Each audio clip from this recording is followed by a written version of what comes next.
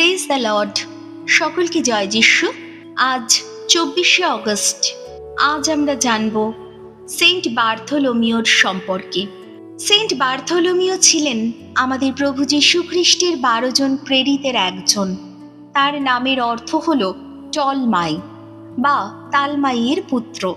অনেক প্রাচীন খ্রিস্টীয় ঐতিহ্য অনুযায়ী সাধু বার্থোলোমিওকে নাথানাইলের সঙ্গে একই ব্যক্তি হিসেবে মনে করা হয়।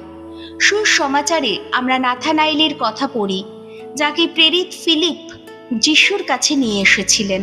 ফিলিপ যখন নাথানাইলকে বললেন, আমরা সেই ব্যক্তির সন্ধান পেয়েছি যার কথা মসি ও নবীরা লিখেছেন, নাজারেথীয় যিশু, তখন নাথানাইল প্রথমে কিছুটা সন্দেহ প্রকাশ করেছিলেন, কিন্তু যিশুর সঙ্গে দেখা হওয়ার পর তার হৃদয়ে বিশ্বাসের আলো জ্বলে উঠল। যিশু তাকে দেখে বলেছিলেন, এই তো প্রকৃত ইসরায়েলীয়, যার মধ্যে কোনো ছলনা নেই।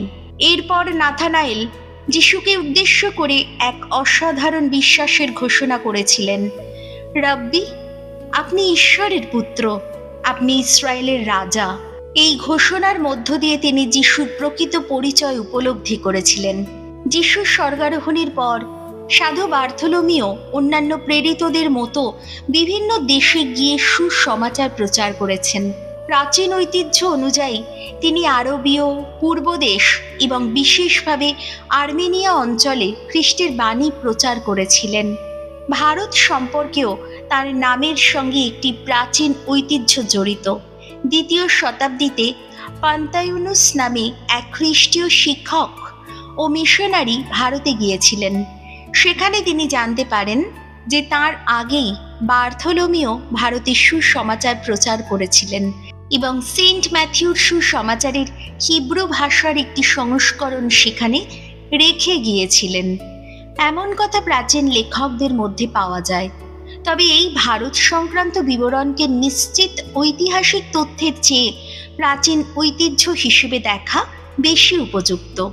সাধু বার্থোলোমিও কিভাবে শহীদ হয়েছিলেন তা নিয়ে প্রাচীন ঐতিহ্যে কিছু ভিন্ন বিবরণ রয়েছে। সবচেয়ে প্রচলিত ঐতিহ্য অনুযায়ী তিনি আর্মেনিয়ায় খ্রিস্টের সুসমাচার প্রচার করার কারণে অত্যন্ত নির্মমভাবে নির্যাতিত হন এবং জীবন্ত অবস্থায় তার চামড়া ছাড়িয়ে নেওয়া হয়।